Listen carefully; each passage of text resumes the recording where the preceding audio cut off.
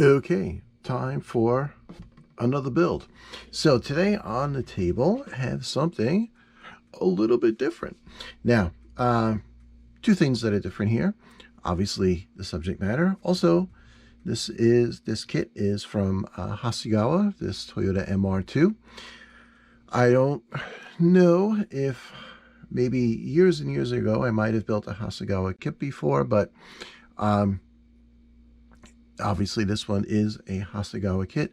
The reason I'm talking about this is with these, the Japanese model companies.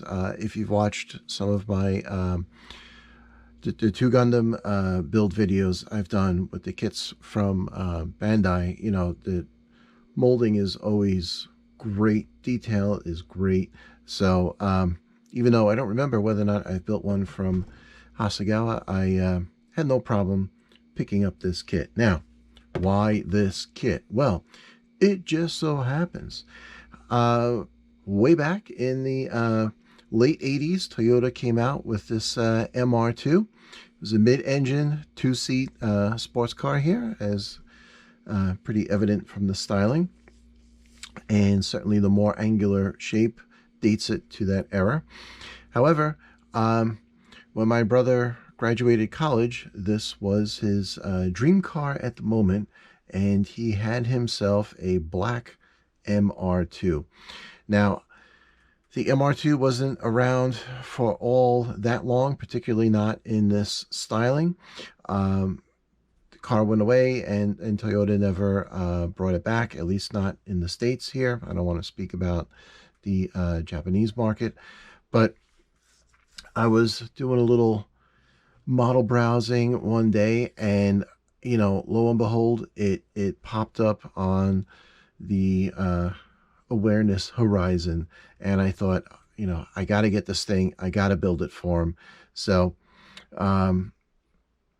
yeah, that's the plan with this. I'm going to do this up in black, and when it's done, I'm going to either get a case or make a little case, put it in there with a little info placard, and he can have that as a little remembrance of wheels gone by.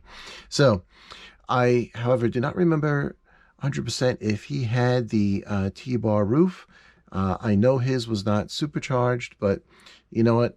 I don't want to spoil the surprise by asking him, so I'm just going to build this the way it is, and that will be that. So that's the look at the cover art. And on the side, of course, it is in Japanese, but we do have some engine detail. Looks like we have some really nice interior detail. Headlights, had the pop-up headlights. One thing I liked about this kit, besides the fact that it was actually for an MR2, is that there is engine detail. I know from other reviews I've seen of Hasegawa kits, quite a few of their kits are roadside, which means there is no engine detail. I have no interest in kits like that, but this one has the detail, and I'm glad it does. And then we get some more images of the assembled model, showing off the goods. Okay, so let's see what's in the box.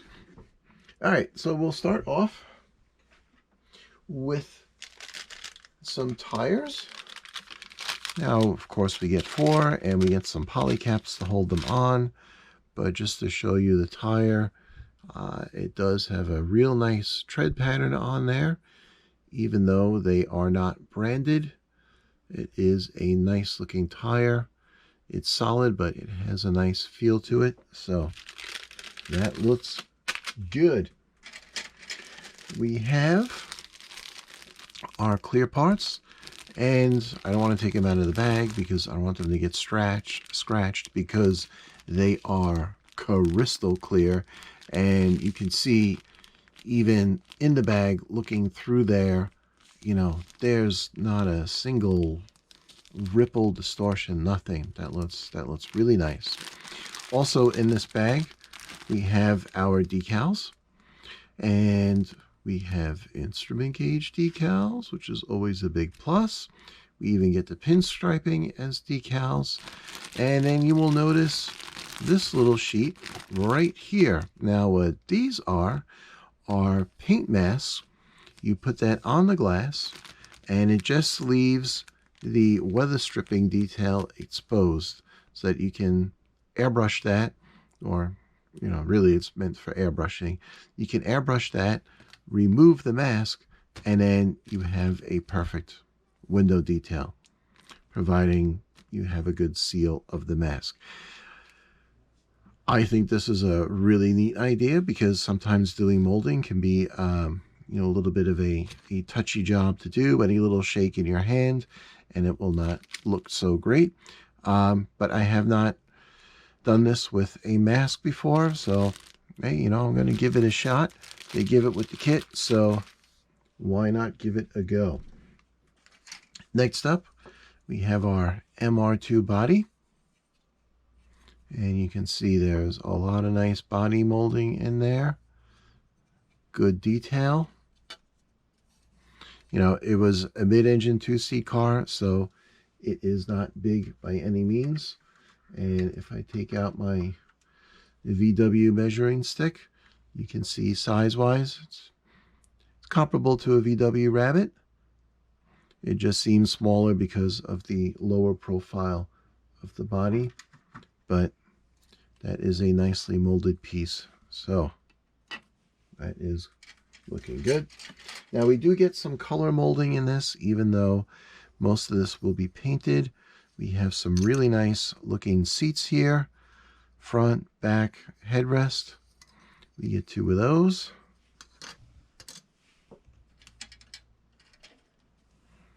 We get some chrome. Mostly you'll realize these are backing for headlights and for the side mirrors. And those look to be the exhaust tips. But that's some nice looking shiny chrome. As opposed to the wheels, which have more of this alloy finish, which is really nice because you don't have to do anything with that. That can be left just as it is. My brother, on his car, he actually replaced the factory wheels with aftermarket wheels, and they were quite similar to these, oddly enough, or as luck would have it with this kit. So that's a neat little deal, but I really like that. Then we get into our bigger components here. We have an underbody here, obviously. The hood, although I'm not sure how much detail is going to be under that hood. We'll see in the instructions. We get some more body components here. We have our interior, not quite a tub, which is nice, so we'll get those separate door cards. And being that it's only a 2-seater, there's not a whole lot of space in there anyway, but very nice molding detail here on the body. I mean the underside of the chassis. That's looking good. And we get some bumpers. Oh, look at this. That's nice. A nice through molded grille. Look at that. That's good stuff. I like that. All right, side mirrors, bumpers. And here we go. Looks like, almost looks like we have 2 different engine deck options. We'll have to see about that. Some engine detail part here. Even mud flaps with an MR2 logo. The light covers roof for depending if you want to do the solid or if you want to do the Target style roof instead. Now in this grayish color here, we have some engine parts, we have some suspension parts, disc brakes, more, now it's probably front suspension components, I would hazard to guess, underbody detail. Now, you'll notice your engine comes with these 2 decks, and it seems like you won't have like a true through engine bay. You'll have an upper detail area This will probably be the upper detail area and then a lower detail area, which I imagine this will attach to. So when it's all done, you'll have engine detail, but it won't be the engine as a separate standalone assembly that then gets mounted in the car. But that's fine, because if you recall, that's your engine hatch. So it's not like you get to see a whole lot in there anyway, but there should be just enough detail to keep it looking good. All right. Now we have some more underbody detail, all sorts of rods, linkages, exhaust. We got some interior detail here, steering, dashboard. Now, obviously, it is a kit from Japan, as you could tell from the writing on the box. And we have the right side driving position, which is just fine. Oh, there it is. I was looking for the hood over the dashboard. That would be this piece to cover that. So yeah, that's looking good. Oops. And here we go with some more pieces. We got our center console with all of our radio and knobs and whatnot. Nice door cards. This is why I love separate door cards, because you can see the depth of the mold relief here. You can't get that in a bucket style molding, because you can't get that kind of depth without, you know, the mold being jammed into the part. So that's nice detail. Should be able to bring out a lot on those. And that's it. That's the plastic. So let's put that aside, and we'll take a quick look at the instructions. And here we go. Now, I'm taking these out because if you have concerns about buying a kit like this and thinking, well, I don't know Japanese, well, you do get English as well.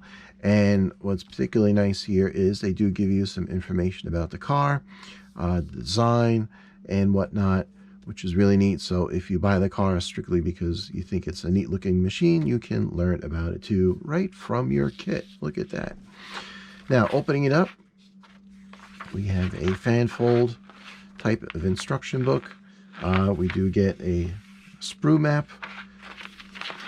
And as you can see, as I've said with many of these build videos, you know, instructions are instructions. And these look to be pretty good. We have all of our interior here going together first, and all of our part numbers. We do have a paint guide, paint callouts as we go through. That's nice. Nice detail for the interior. Notice here they even show you the difference for the pedals, whether you do the stick or the automatic. My brother had a stick shift, so he will get the 3-pedal treatment. And there we go, door cards. And you can see all the underbody detail. And this is what I was mentioning with the engine compartment. We get this lower deck plate, whatever you want to call it, coming through the bottom of the chassis with that engine detail.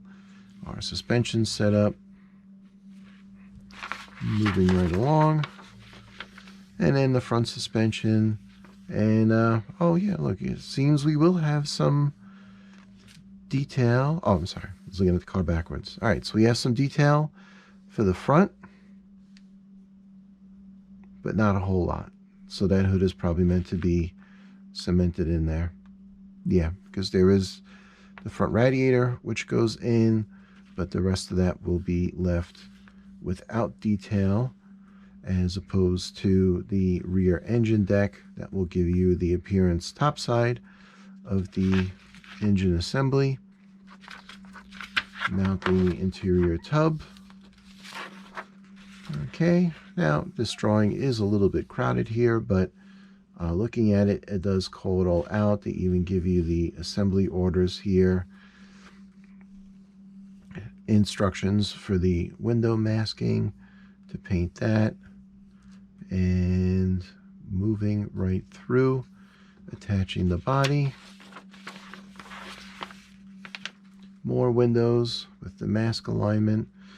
There is a full window for the side. I will pretty well guarantee I will be cutting that, so the actual door piece of the window will be open for a nice clear view of that interior. Then we go through for the headlight buckets. Yep, that all goes in. Yeah, the hood is a separate piece. But like I said, it doesn't seem to be any kind of real detailing underneath there, so that will probably go on and be mounted. And the rest of the body detail. Another decal and color guide. And, you know, your typical warnings, you know, don't eat your model, stuff like that. All right, so there we go.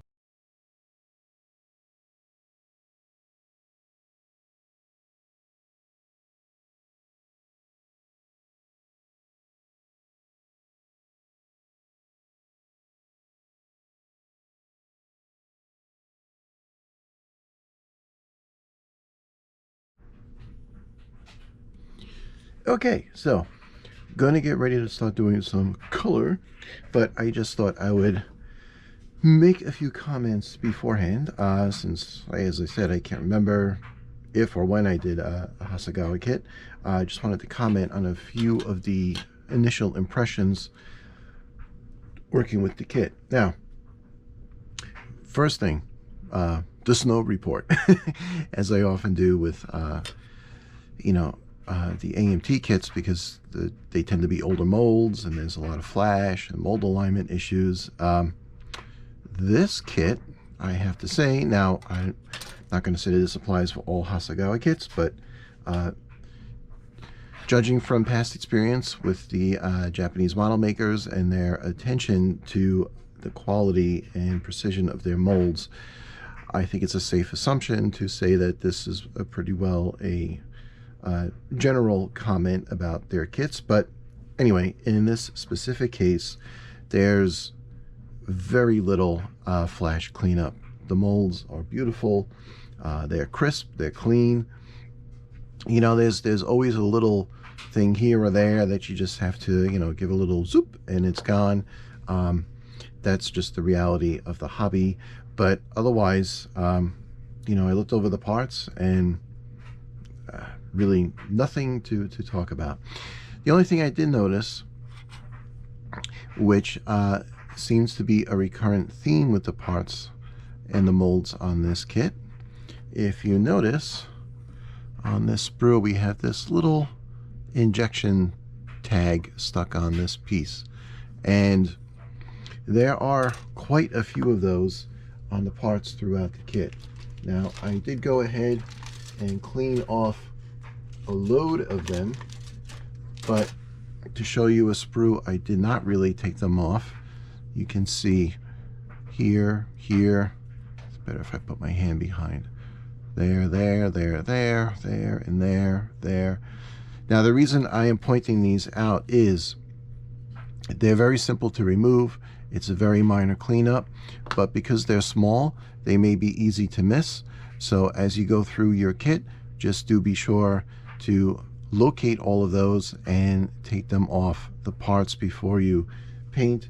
Certainly, if you leave them on there when you go to assemble, either you won't be able to get your pieces together or they won't be fitting together correctly, and then you'll have to address that. So I did do just a teeny bit of assembly prior to painting, because it didn't make sense not to do this little bit, and that's just the center console of the interior, the seat halves. There was a bit of a seam line here where the seat back and the seat front go together, but I did do a little bit of sanding, and then with your Tamiya extra thin, you can run that over the seam. Because it's so small, the imperfection in the fit, you know, because that's melting the plastic, it's a cement, that should smooth it out, and in another sanding, that should look just fine. You know, if you had a big gap or a big step in the fit, then you'd probably be better off using some putty to make that up, and then sanding a new contour over the putty to smooth that out. But it's just a minor thing. Now on the body, our nifty little MR2 body here. You can build it with either the target top with the 2 glass panels, or with the T-roofs, or with a solid roof. I don't recall which one my brother had, but I'm leaning towards the pop-out roof. So either way, that's what I'm going to build a car. So there are a few things here that I'm going to deviate from what he had because I don't 100% remember, and will also deviate from what you would have actually encountered in the car, just because I like to add a little detail. Mostly that will be true for the interior. As usual, I like to do some extra detailing on the interior, and like with these seats, we have nice detail on them, so I'm going to work with that. But prior to painting, there is some assembly that goes on here.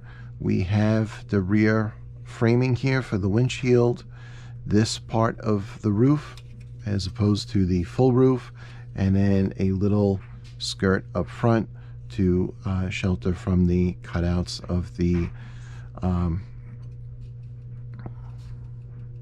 glass panels, the T-roof panels. So, and that's that. So, gonna start gluing and spraying. Well, spraying, then gluing. To give you an idea of roughly how this goes together, we have these 4 giant mounting holes, pins, interior, and I was just playing with this a little bit, and I am a person, I really appreciate the thought and planning and the engineering that goes into the design of a kit. And I thought this was neat because that centers and locates so nicely on the chassis pan, and then back here you have little wedges there that sit right on top of what would be those rear shock towers, and it's a nice secure fit, and then the body will go over. That's classic way of doing things. So that's where it's at. We do have a little collection of extra parts here. You can build a car with an automatic or a stick shift. My brother has the stick shift. In fact, I found out he joined this thing, I think it's called the National Gearbox Preservation Society, for maintaining stick shifts. I think that is so cool. My first 2 cars had a manual gearbox. My father insisted on teaching us to drive with a manual gearbox because his belief was if you can drive a stick shift, you can drive anything. And over the years, I've been inclined to agree. However, the reality is, especially if you're in a bit of traffic every day, it's so much easier driving an automatic. And nowadays it's a bit of a challenge to find, at least in the States, it's a bit of a challenge to find a car with a stick shift. It's pretty well relegated either to certain sports cars and certain pickup trucks, things like that. But even those, the push is towards automatic. Basically it's everybody's going the way of dual clutch. And all right, big tangent, I'll get off of that. But this is your roof. If you decide to build it without the T-tops, that will go on there. And over here, which I did not appreciate right off the bat, you can build the kit.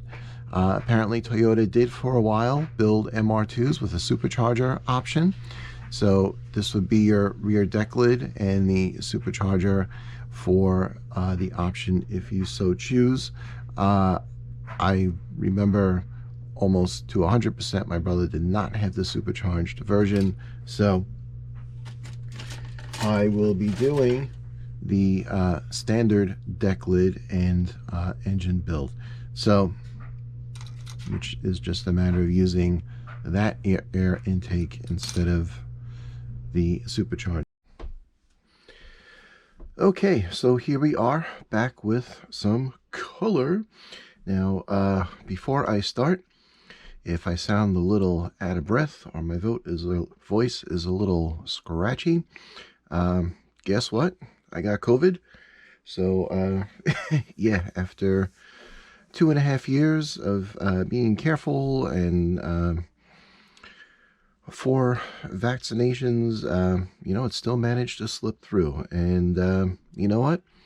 That's why they call it a pandemic, because it does annoying things like this. So, good news, because of all the vaccinations, I feel like I got a bad cold.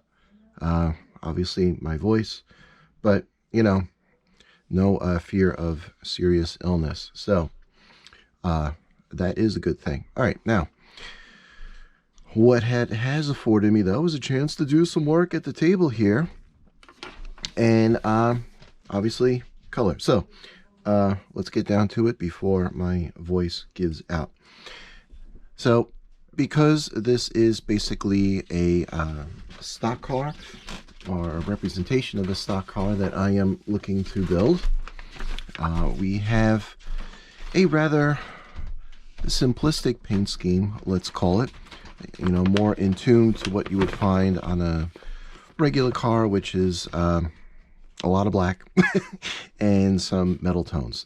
So what I've been doing is trying to look at the paint guide, and there are a number of pieces that are different tones of black. So we have semi-gloss here, I added flat black, and metal tones. So we have steel for the brake rotors. I did some gunmetal highlight for the shocks themselves, excuse me, and some silver for other assorted engine parts. And yeah, that's coming along. So the fan is actually in the front of the car, but it did have these two very nicely molded fan blades, which I believe will be barely, if not somewhat visible, through a front air duct on the car. But they do, in the paint guide, advise white fan blades because they would have been relatively light plastic. So there we go. The only real big detail here was for the engine deck, let's call it, the upper engine deck. So we have the engine itself, the two valve covers. This, I believe, looks to be the distributor, the battery. We got a fluid reservoir. So, and underneath, we have the transmission and lower engine and oil pan that will go on top of there. And this, I think, is supposed to be the starter. So I just added a little detail to that. Moving onward, we have this sprue, and we have some more underbody elements. What will be the windshield wipers and the tip-up lights, pop-up lights, I did not really touch yet. But for the front, for what will be the cooling from the radiator, I went in there with some aluminum. Really, the highlight here was working on the dashboard detail, and I decided to go with a two-tone gray interior. Now, my brother's car that he had in actuality was, I believe, either a dark gray or a black interior.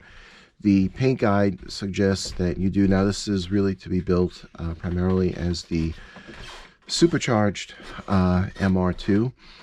So I believe the interior was a slight upgrade. They advise a all black interior with a, I believe, a reddish gray inset on the door. I am not a big fan of doing black interiors because whatever detail is there gets lost. I did do one on the Subaru Brat, which earlier build video, but there wasn't a whole lot of detail in that interior, so I didn't mind doing it that way.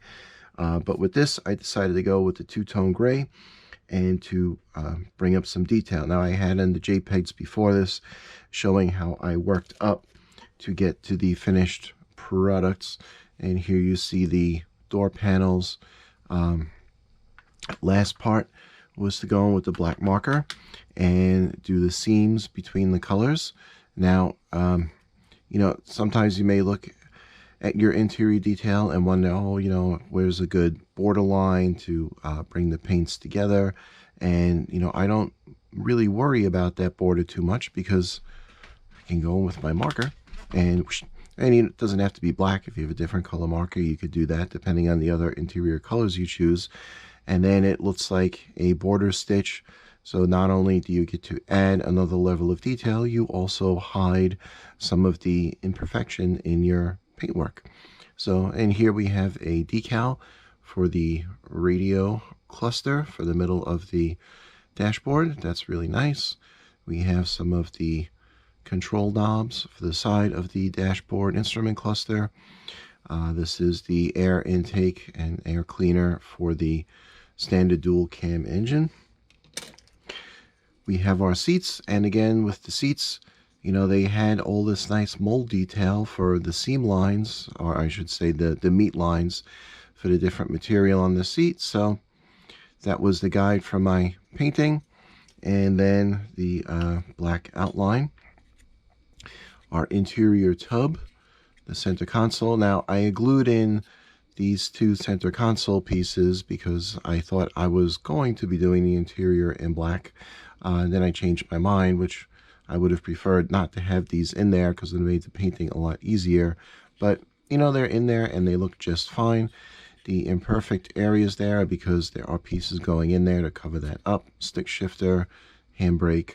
Yeah, and there we go. Now, I did not move on to do any other real painting because there is, at this point, I am ready to go with the interior assembly, the underbody assembly, basically everything except the detail work on the body. So I'm going to go ahead and start doing that. Also wanted to show this. I sprayed the exhaust system, highlighted with a little black panel liner. Nice and simple. You know, I am doing this. Again, I don't like to weather my stuff. You've probably heard me say that over and over again. But, you know, this is sort of like a, what I like to think of as like a presentation type vehicle.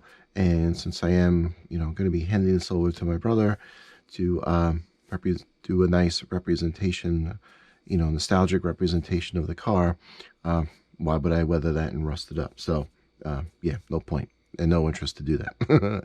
So, this is where things stand. And again, just to highlight that you don't need 1,000 paints to do a model. I have the colors I've used lined up right here. And some of these, you know, the green I only used for the, what would have been the digital time readout on the dashboard in there. So that was not exactly necessary. And there we go. And if you decided to do a monotone interior with the black, we could eliminate the two grays. So again, you don't need 1,000,000 paints to do a model. All right, so I will now go to assembly. And before I do that, I will take a break and try to breathe. And yeah, get back to it. So, moving onward. Alrighty.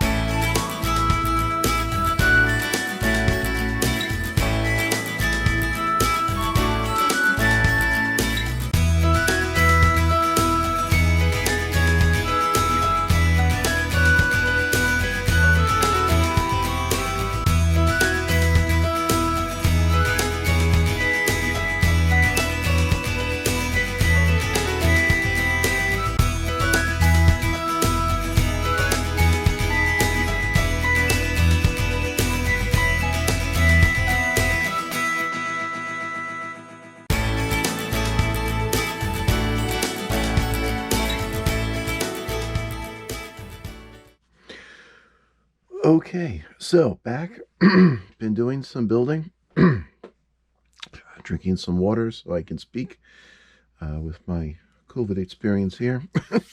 But wanted to jump in, and I've done some assembly now. And, I always like to do a little notes and things I discover while building. One thing with the instructions, not that it's a problem, but only that you have to watch out for it while you build, because the diagrams can be a little crowded in certain instances here. You will notice there are three different, a couple of different numbering schemes in here. We have these big numbers in the box. We have boldface numbers without a box. Then we have white print numbers on a black background. And then we have, let's see if I can find them. There we go. Then we have smaller black numbers on a circled background. So, what is the difference? Well, these denote decals. The square ones, square black with a white number, denotes a paint color. Boldface with no background or a circle or a square or anything denotes a part number. But importantly, these big numbers indicate the build sequence. And they even give you a note here: assemble with order. And this is important that you follow this, because otherwise parts will interfere with other parts. So, as always, test fitting is crucial to getting a good build. But here, and the assembly went great. Everything just like fell together. Couldn't be more pleased with the fit and precision of the molds. Sorry. There we go. And as I said in the beginning with this, that is something to expect with, or an expectation with the Japanese models in particular, because the molds are very precise, or the upper tier military models. But here we go with Hasegawa. We have it here, and it's just a pleasure to build when you, as the hobbyist, are just working to bring out the decals rather than fighting imperfections in the kit. So, good job, Hasegawa. Now, let's take a look at the product so far. So, here is our machine. And I have to say, I think it is coming out very nicely. It's interesting with this kit. Now, there is no, as I said, they have like this upper engine deck and then a lower engine deck. There's no actual engine build, but yet, the detail in there looks quite nice. Yes, it's pretty obvious. There's a plate underneath, but you got to remember, when the kit is all built, you're only going to have a pretty narrow view in there under the engine lid. So, you really kind of get a real super discerning look in there, but it looks good as it is. We'll get to the interior in a minute, because that I'm really excited about. But the underbody goes together very well. Here we have the operable steering, and that works very nice and smooth. But yet it feels solid. The rear end, again, there's that engine deck down there, the lower engine deck, but you wouldn't even know that that's, not a whole buildup there. And even though at the bottom is just a variation in black and metal tones, I think it came out pretty nice. It is the bottom, so, it's not going to be in constant view. But, yeah, it went together, again, super well. All the mounting locations, the pins, the mounting pins, everything is spot on. I mean, spot on. And I love that. I love that. So, we got some nice detail. You can see the fans poking through there just a little bit. This exhaust.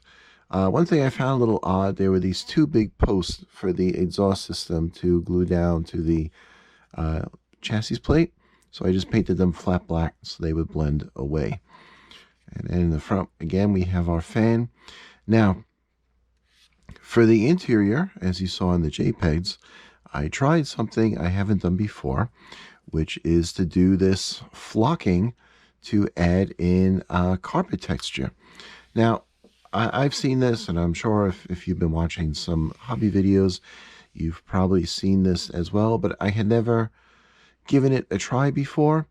And since I am trying to do, a little bit of a, more detail-centric build for my brother's memorabilia car here, and I thought, you know what, let me give it a try. And I gotta tell you, I'm really excited the way this came out. Flocking, well, it's flocking great. Yes, that is an incredibly cheesy joke, and yes, I really enjoyed saying it. I will probably, sorry, probably use that joke again. So, yeah, it's all flocked up, and I think the interior came out super nice with that two-tone gray. Now, I had looked, when I was looking into the flocking deal, I got this at Michael's craft store. This was $4, and that's all I have left. It just takes a tiny amount to cover the flooring. Now, granted, this is a small interior, but even a larger interior, you're hardly going to make a dent in here. And there is, you pound it in there. I didn't have a shaker. I thought I did. I thought I had a little piece of screen filter, so I had to do it the rough way, sprinkling it out by finger. So I got to get myself a little shaker for that. But, once you shake it all out, you let it sit, push it down a little bit so to make sure it's in the glue. Then you just flip it over, all the excess falls off, and the excess goes right back in there. For glue, I used Staples Clear Liquid Glue. It's, their generic brand of the clear version of the Elmer's white glue. I went with the clear because I wanted to make sure that if there were any spots where I brushed in the glue and I missed it with the flocking powder, that I didn't have any unsightly residue. And even though white glue dries somewhat clear, it does have sort of an ivory cast to it, and I didn't want to risk that discoloration. So I went with the clear, and that's that. It's a soap and water cleanup, so it's nice and simple. I used my regular brushes here, and it worked out just fine. So that's where it's at.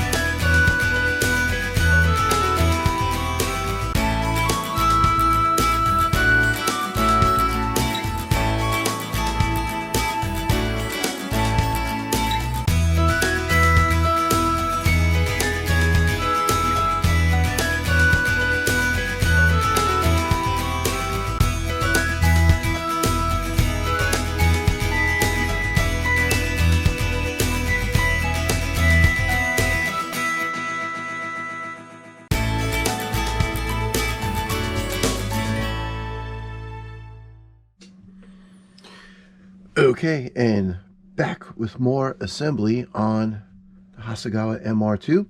As you can see, not a whole lot left to do, and I wasn't even planning on stopping until I did the final build reveal, but I thought there were a few interesting things to talk about, so I thought I would stop and talk as long as my voice holds up. So, first thing, I had a couple of JPEGs as far as using the window masks, which I had talked about in the very beginning of the kit build.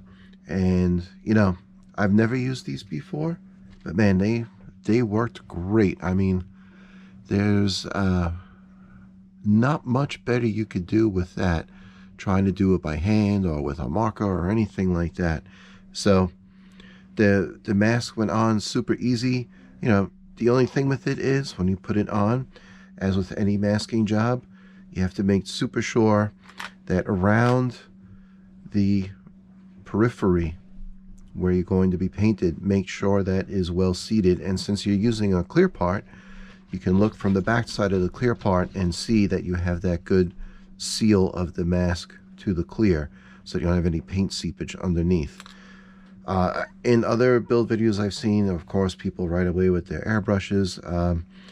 I put these out into my paint booth garage, and I just went lightly with my typical spray flat black. So the Rustoleum stuff there.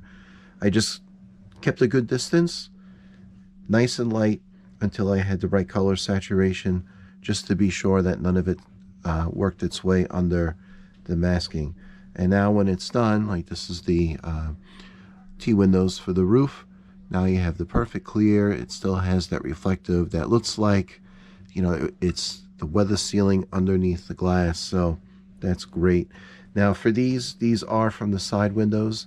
I did cut off the full side window length because I wanted the side windows open, as I had discussed in the beginning, and that I just did with my X-Acto knife. There was a nice seam in the glass, the clear part where it goes along the B-pillar, so it was an excellent guide for the knife.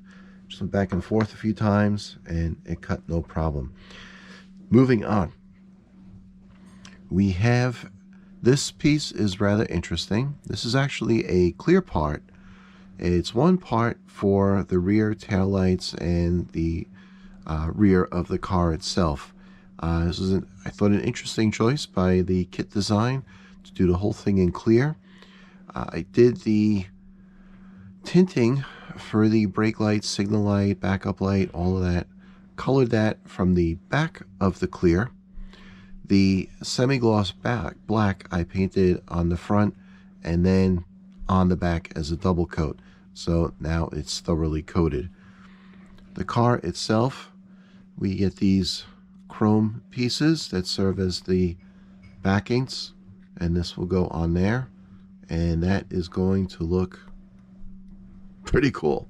So did take a little bit of work with this piece. You know, it is a bit of a delicate painting procedure to make sure it comes out nice and neat. Certainly not something undoable. I just did it with my brushes. I didn't mask anything. Just you know, patient, steady hand, and it worked out just fine. For the clear, I used my Testors turn signal amber, and for the red, I just used a red marker and colored it from the rear. So that's all good. We have our tires and wheels. Not much to talk about here.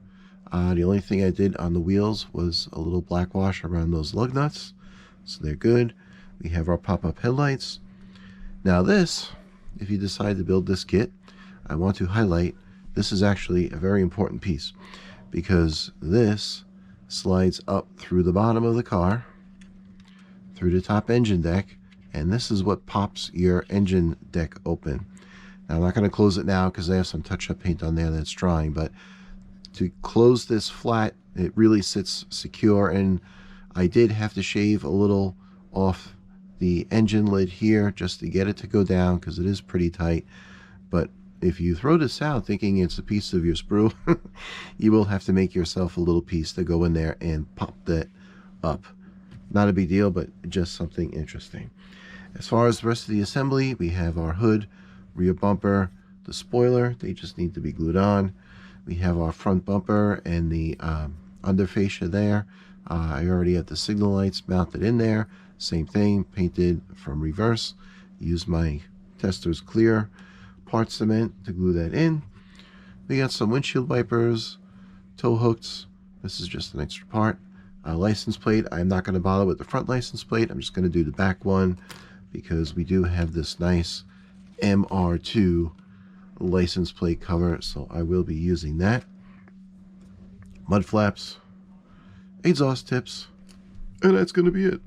Now, I did mention my clear parts adhesive, and just as a builder's note, in terms of what I've been using to put this little machine together, mostly I've been using crazy glue because in this case Loctite super glue, because I have been working with all the pre-painted pieces.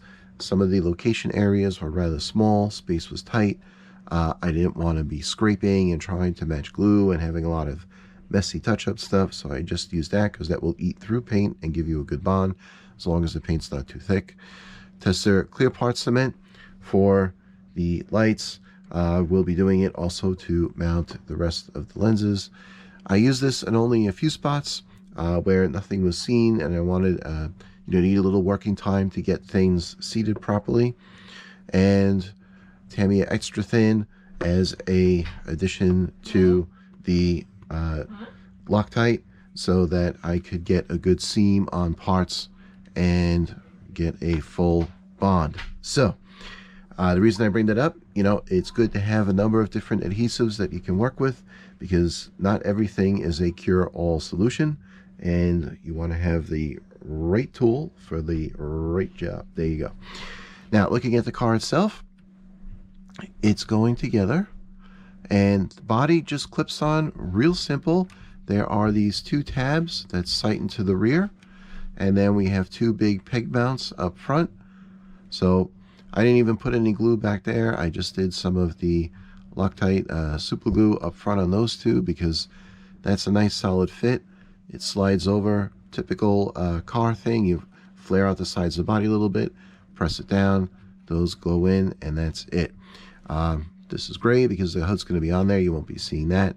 This gap here looks like it might be an issue, but the windshield, when it goes in, will cover that right up like so, and that disappears. And the sunroof glass has to go on, and you can see we still have excellent visibility of all that wonderful interior detail, especially with the flocking in there. So looking good.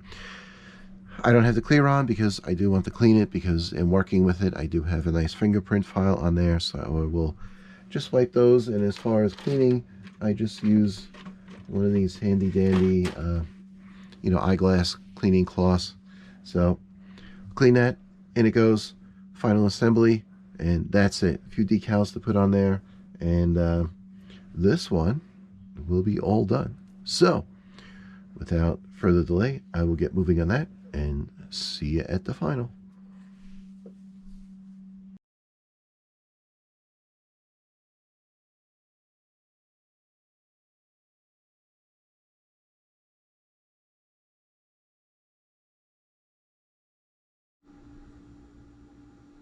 Okay, and it's that time now. Final build reveal for the Hasegawa Toyota MR2 AW11 late version G Limited Supercharged T-Bar Roof 1988, which I can barely say in one breath. All right, and there it is. Of course, I always pulled it away when the car is pointing away. But there we go. So obviously all done. So impressions of the kit. Now, as I said in the beginning, I don't recall if, or at the least when, I built a Hasegawa kit, so this was kind of a new experience, but I have to say, a very good experience. Wow, this kit goes together so well. All the parts, everything is right on spot, and it sounds repetitive sometimes, talking about how much there is to appreciate in a kit that is well designed and where the pieces are properly aligned. The kit design is such an important thing. There's two views on building and approaching the hobby. One is that, well, if the kit's imperfect, that's you putting your hobby, quote unquote, into it, is making the kit work.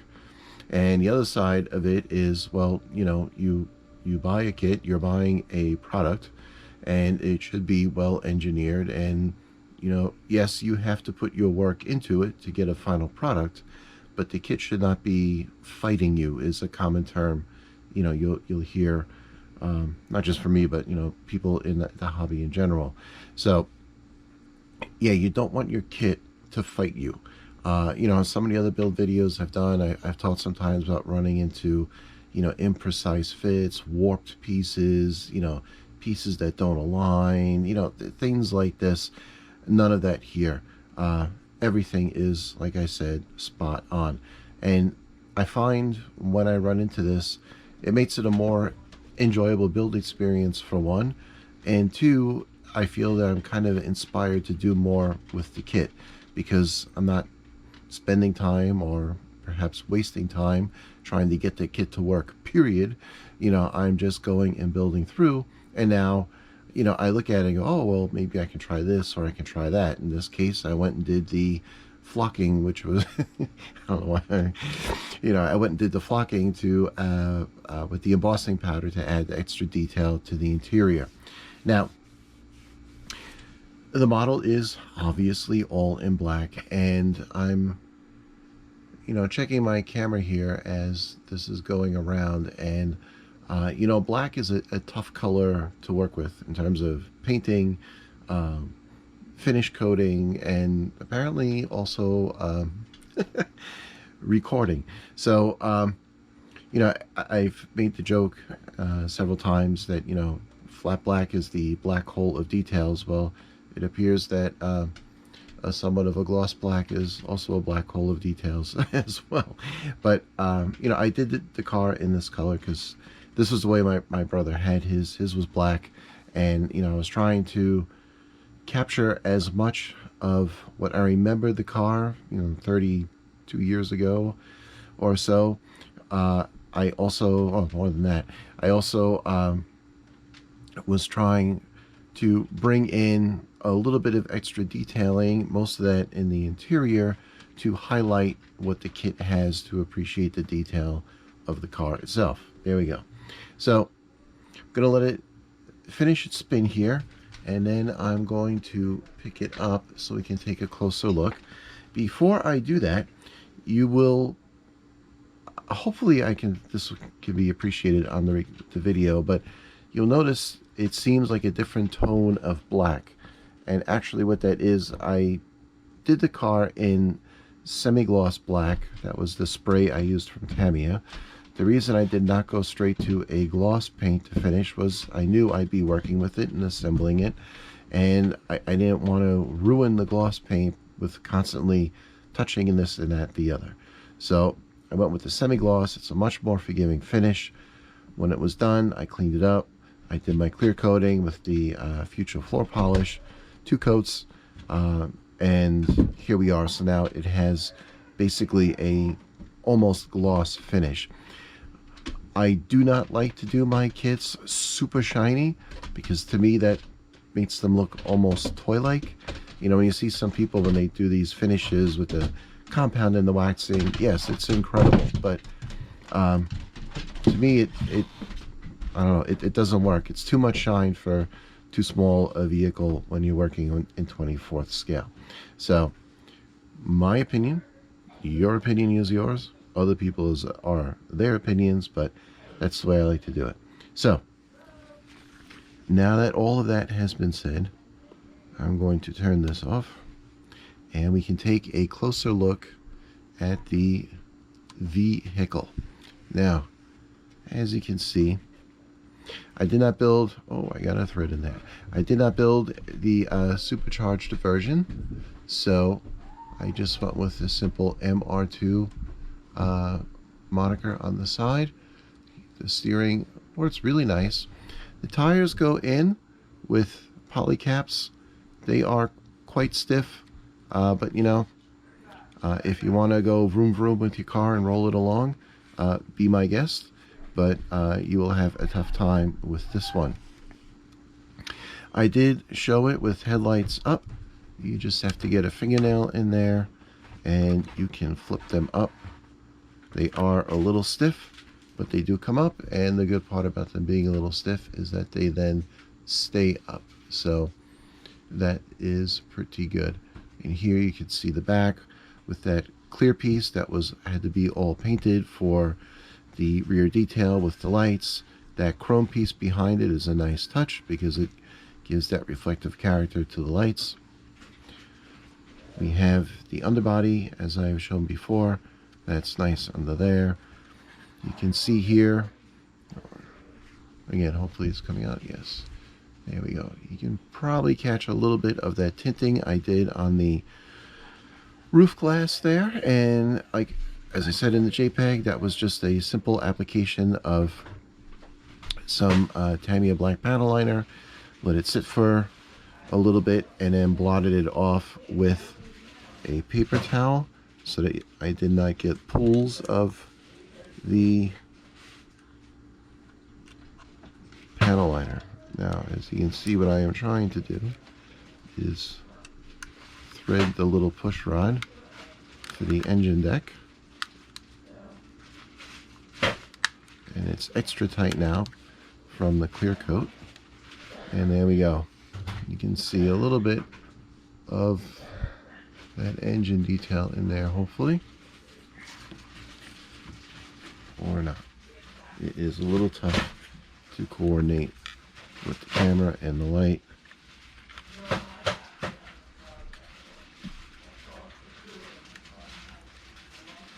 we go. You know what? I'm not going to wrestle with it now. You get the idea. I've shown it before. There we go. Nothing like live TV. All right. So there it is. The kit is done. The only thing I had to work with a little bit, the engine deck was very tight when I first put it in, so I had to shave off a little bit on one side with my X-Acto knife, and then it sits in there. I did leave it fitting a little tight so that when it sits closed, it closes flush.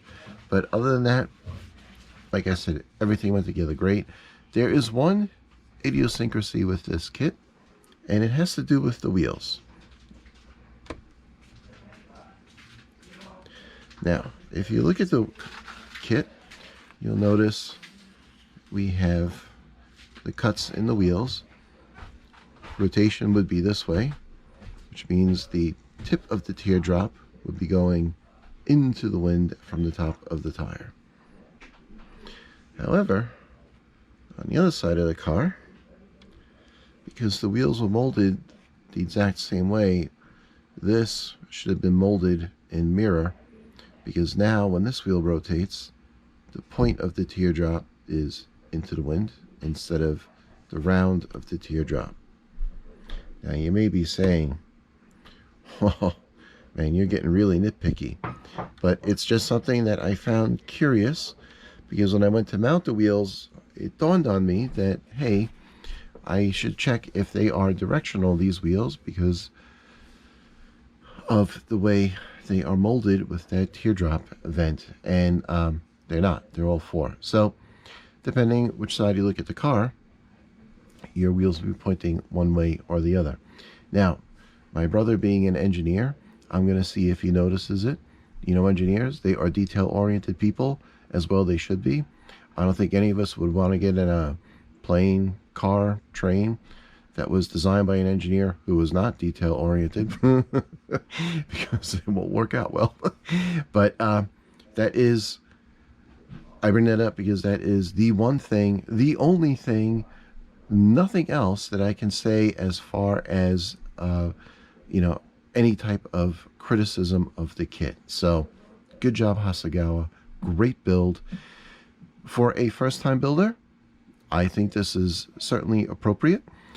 You know, a nice thing with a well-engineered kit is, because it won't fight you on the build, you are free to go as far with it as you wish without being frustrated by the kit itself. So you can still have the enjoyment of getting through your build without event and finishing it, and then deciding, or obviously during the build, how far you want to go with working on detail and building that up from there. So after all of that, that's all I have to say. So the next video, next episode for the channel I'm going to do is building the display case to put this in before I hand it over to my brother. And I'm going to do that in a separate video because this is already taking longer than I thought. I know I say that every episode, but here we go once again. So I will wrap this episode up now, and I'll have some JPEGs, hopefully capture some of the details a little bit better because of the issue with the dark paint. But that's it for now. So once again, thank you for watching. Please do subscribe, like, share, all of that stuff. Subscribe, you know, like I say, the YouTube stuff. And hope you enjoyed the episode. And I will be back with more stuff after this. Okay, so until then, enjoy your hobby.